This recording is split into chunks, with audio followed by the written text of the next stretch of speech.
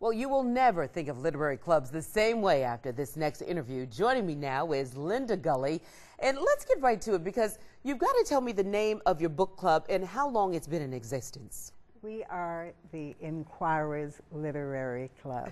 We've been in existence since 1909, Gloria. Can you believe that? Unbelievable. So, you think back who was the president, what was going on back then. I mean, here in Atlanta, the history has to be so rich in that club.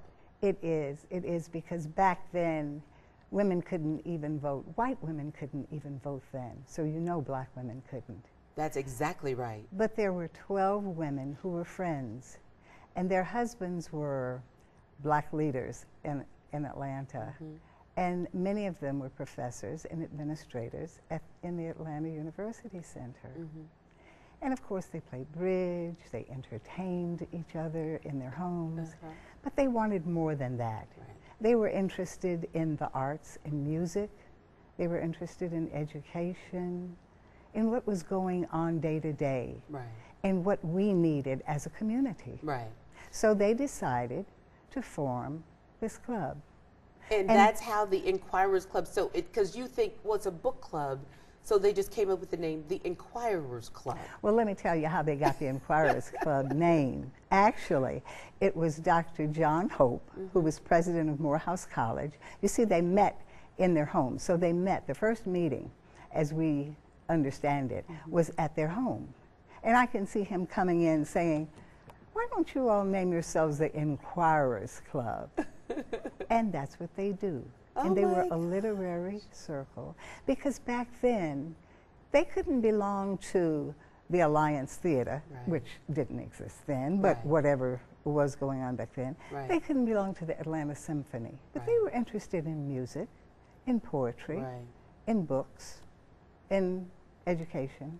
So this is how they came about and why they came about.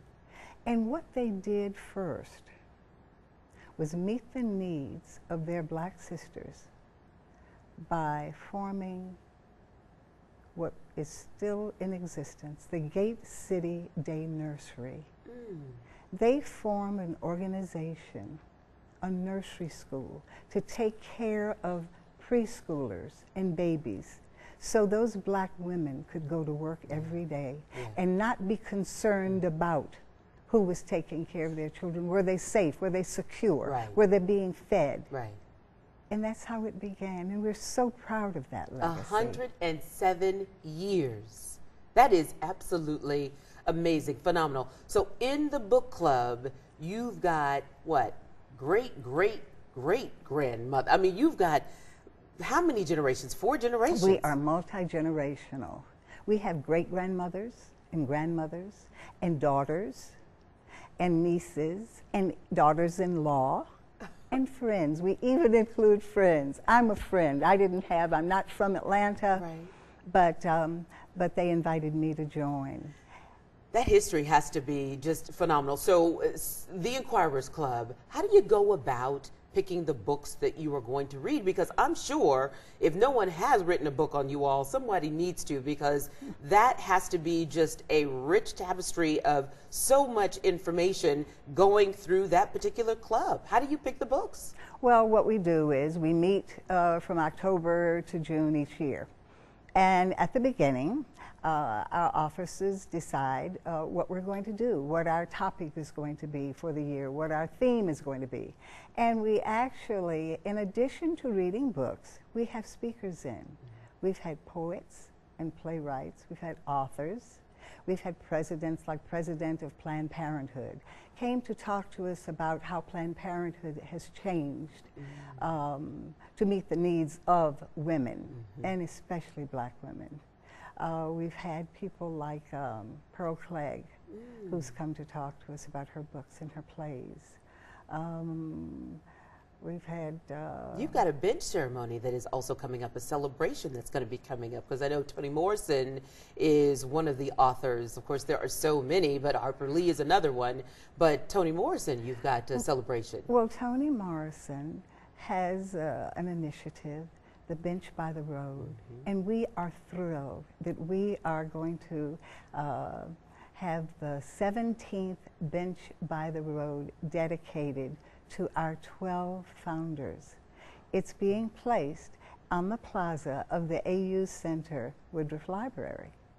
And this is a big thing for us. Yes. It's a wonderful, wonderful tribute to them. And you can see and touch and feel it. You can sit on it and sit there and contemplate what life must have been like for them. Right. Back in 1909 and 1915 and 1930. Because they really couldn't call it a book club without having some repercussions. Right, right, right. Yeah. That is absolutely amazing. I think that it is so even insightful. Did you ever think, I'm sure you probably all have sat around and thought, did they think it was going to go on this long? You know, apparently they had in mind that they wanted it to, and that's why they invited their daughters, and that's why granddaughters came in. Oh, love it. Because we have so many members whose daughters enjoy it, I'm sure, as much as they did. Oh. And now whose granddaughters are there. That is amazing. That is just so rich. It is beyond belief. I cannot wait to come to the dedication. Notice how I invited myself. Well, we want you to come. Because you. what we want you to do is see that program. We want you to see the display that we've got. We've got programs and invitations and pictures. Well, you will be seeing more of that here on CBS 46. Linda, I am definitely going to be sharing that with my viewers. You got to make sure you like Public Affairs on Peach on Facebook. That is where we post our upcoming episodes and ask for your feedback. Have a good one, everybody.